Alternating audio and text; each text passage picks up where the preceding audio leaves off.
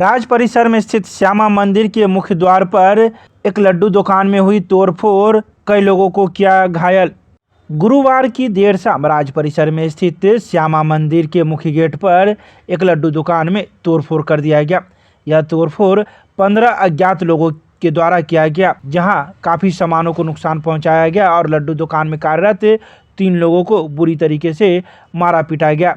वहीं मौके पर मौजूद एक व्यक्ति का कहना था कि मामला बुधवार का है, जब एक व्यक्ति श्यामा मंदिर दर्शन करने के लिए आया था और उसको हम लोगों ने प्रसाद लेने का आग्रह किया था, जिसके बाद वह आक्रोश में आ गया था और कल ही वो हम लोगों को देख लेने की बात कही थी, जिसका नतीजा उन लोगों ने आज कर दिया। आज के दिन हम लोग अपनी दुकानदारी कर रहे थे और अचानक 10 से 15 की संख्या में कुछ अज्ञात लोग आए और दुकान में तोड़फोड़ कर दिए, सारे सामग्री को फेंक दिया और जो 3 व्यक्ति थे उसको बुरी रूप से मारपीट कर जख्मी कर दिया। वहीं जख्मी का इलाज DMCH में चल रहा है। इसको लेकर विश्वविद्यालय थाने में देर शाम आवेदन दिया गया, जिसको लेकर पुलिस अब जांच में जुट गई है कि आखिर कौन लोग थे जो इस मारपीट में शामिल हैं। ये काली मंदिर है, श्यामा माई काली मंदिर राज कैंपस में आता है। यहाँ जो है कल जो है बाताबाती हुआ था, सिर्फ कस्टमर बुलाया उसको, बस उस बुलाने के दौरान उसको जो है टेंशन हो गया। वो सिर्फ बुलाया भैया प्रसाद लीजिएगा, आके वो झगड़ा करने लगा।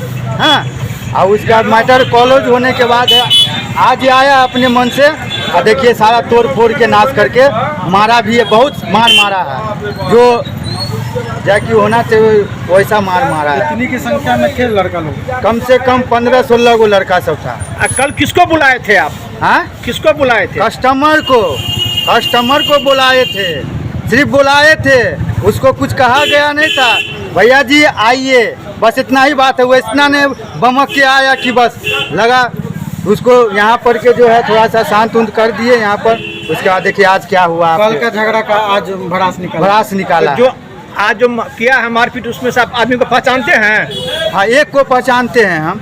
कहाँ के रहने वाले? हम नहीं बता सकते सर कहाँ का है, नहीं इतना हम नहीं बता सकते कहाँ का है नहीं है। जब आप पहचानते हैं तो चेहरा से ना पहचानते हैं, हम थोड़े ही जानते हैं कि कहाँ का रहने वाला है नहीं रहने वाला है। बाहर का भी होगा, कहीं लेकर आएगा और साइड से किसी को। आज क्या क्या हुआ यहाँ पर?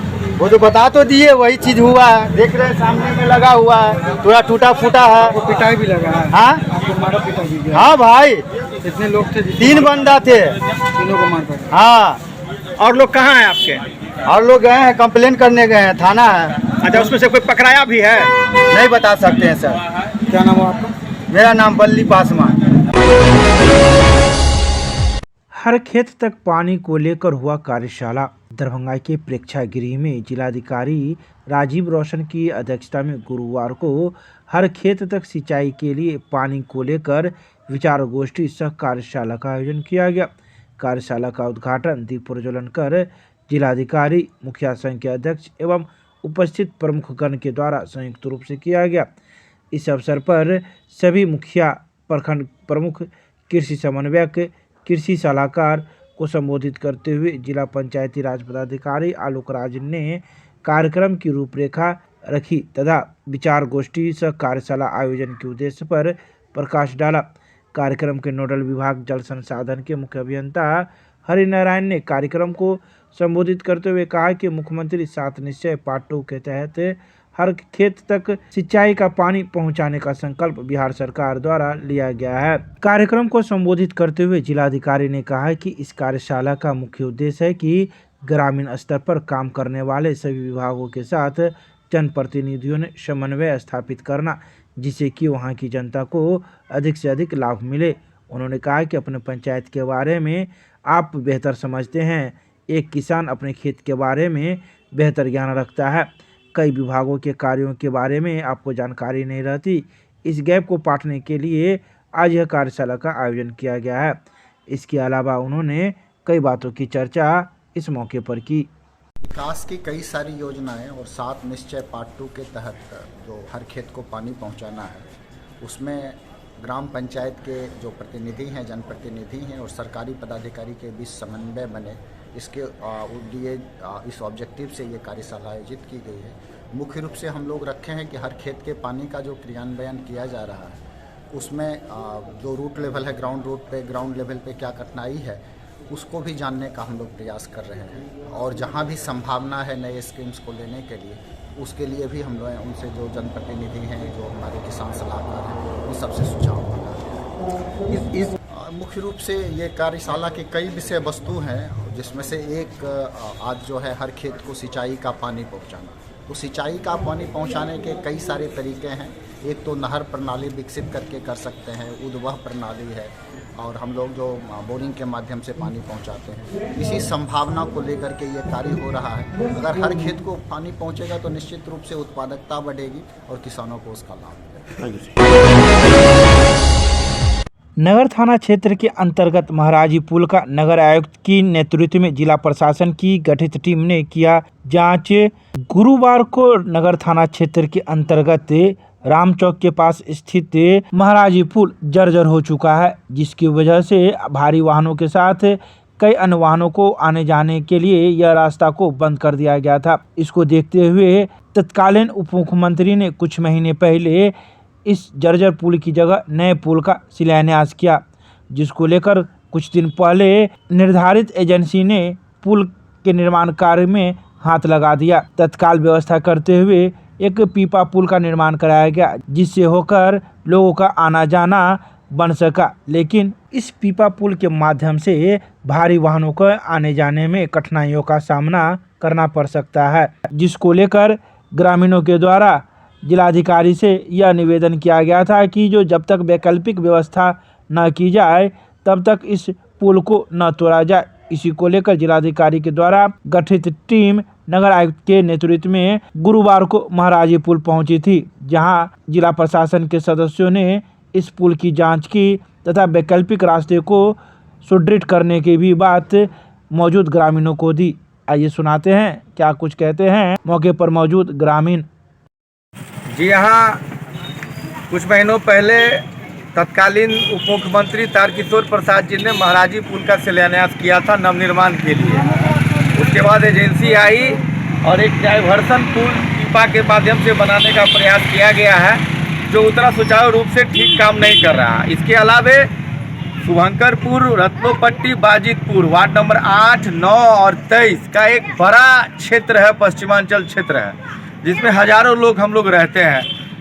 तो उनको महाराजी पुल टूट जाने के बाद 3-4 दिन पहले महाराजी पुल तोड़ने में एजेंसी ने इस बोर्ड को लगाने के बाद यहाँ रास्ता रोककर पुल तोड़ने में हाथ लगा दिया था, जिसकी सूचना मुझे प्राप्त हुई। तो हमने नगर आयुक्त महोदय और जिलाधिकारी महोदय से अविलंब टेलीफोन पर बात की और उन्हें अपने समस्या, ग्रामवासी की समस्या से अवगत कराया था कि जब तक अन्य वैकल्पिक मार्ग अतिक्रमण मुक्त और जहां गड्ढा है, जहां पोल है, जहां अतिक्रमित है, वो ठीक ना हो जाए और जाने आने का 4 चक्का जाने आने क्रॉसिंग करने की सुचारू व्यवस्था ना हो जाए, चाहे वो यह बनाया गया वैकल्पिक मार्ग या डाइवर्सन हो या 2 अन्य पुल किला घाट और इमली घाट हो, तब तक यह पुल तोड़ा नहीं जाए।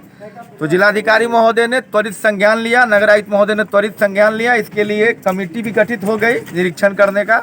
आज उसी निरीक्षण में प्रशासन के लोग आए थे, नगर आयुक्त महोदय स्वयं आए थे और उन्होंने निरीक्षण किया है।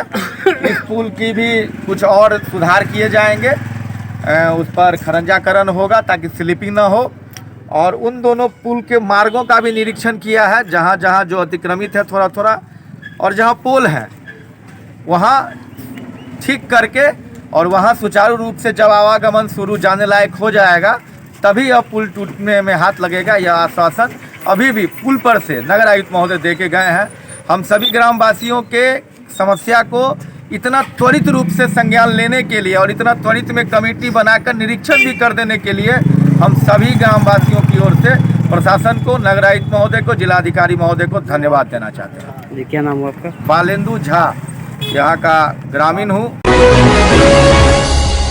87वां त्रिमूर्ति महाशिवरात्रि महोत्सव का किया गया आयोजन। प्रजापिता ब्रह्मा कुमारी ईश्वरी विश्वविद्यालय कैदराबाद सेवा केंद्र के तत्वाधान में गुरुवार को 87वां त्रिमूर्ति महाशिवरात्रि महोत्सव धूमधाम से मनाया गया। इस कार्यक्रम में मुख्य अतिथि के रूप में जिला के वरीय समादेष्टा अनिरुद्ध प्रसाद ने अपने विचार प्रकट करते हुए कहा कि आज के समय में आध्यात्मिकता सबके लिए आवश्यक है। आध्यात्मिकता व मेडिटेशन से मन को शांति मिलती है, जिससे हम दुर्घटना से खुद को व दूसरे को बचा सकते हैं। उन्होंने आगे कहा कि ब्रह्मा कुमारी में सिखाई जाने वाली आध्यात्मिकता और मेडिटेशन आज के इस दौर में सबके लिए आवश्यक है, क्योंकि भौतिकता की चकाचौंध एवं मोबाइल का आकर्षण दुर्घटना के कारण बने हुए हैं। अध्यक्षीय भाषण में दरभंगा जिला के सभी सेवा केंद्रों की प्रमुख राजयोगिनी आरती दीदी ने अपने विचार प्रकट करते हुए कई बातों का जिक्र किया। तो वहीं अति विशिष्ट अतिथि के रूप में मौजूद आरक्षी उपाधीक्षक ट्रैफिक के बिरजू पासवान ने भी अपने विचार प्रकट करते हुए ब्रह्मा कुमारी की कार्य की प्रशंसा की और अपनी शुभकामना दी। तो वहीं सम्मानित अतिथि के रूप में डॉक्टर शीला साहू, डीएमसीएच के पूर्व अधीक्षक डॉक्टर राजरंजन प्रसाद सहित सैकड़ों की संख्या में जन समुदाय ने इसका लाभ लिया। वहीं मंच संचालन बीके पूजा ने की। 3 मार्च से 20 मार्च तक 3 जोड़ी ट्रेनों का होगा परिचालन। यात्रियों को होली स्पेशल ट्रेन की मिलेगी सुविधा।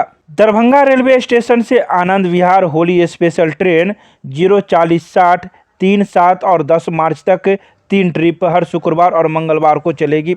यह ट्रेन आनंद विहार से 10:30 बजे खुलकर अगले दिन 15:15 पर जयनगर पहुंचेगी। वापसी में गाड़ी का यह ट्रेन नंबर 04059 होगा, जो जयनगर से आनंद विहार आरक्षित फेस्टिवल स्पेशल एक्सप्रेस 4-8-11 मार्च को जयनगर से शाम में 5 बजे खुलकर अगले दिन रात में 7:55 पर आनंद विहार पहुंचेगी। वहीं ट्रेन संख्या 04068 नई दिल्ली दरभंगा आरक्षित फेस्टिवल स्पेशल ट्रेन 2, 6 एवं 9 मार्च को नई दिल्ली से रात में 7:25 पर खुलकर अगले दिन शाम में 4:30 बजे पहुंचेगी। इसी प्रकार से दरभंगा से नई दिल्ली के लिए भी यह ट्रेन 3, 7 एवं 10 मार्च को चलेगी। इसके अलावा धनबाद सीतामढ़ी एक्सप्रेस स्पेशल ट्रेनों का भी परिचालन किया जाएगा, जो 9 मार्च से लेकर 20 मार्च तक प्रत्येक शनिवार, सोमवार और गुरुवार को धनबाद से शाम में खुलेगी और अगले दिन सुबह सीतामढ़ी पहुंचेगी, जो दरभंगा के रास्ते से जाएगी।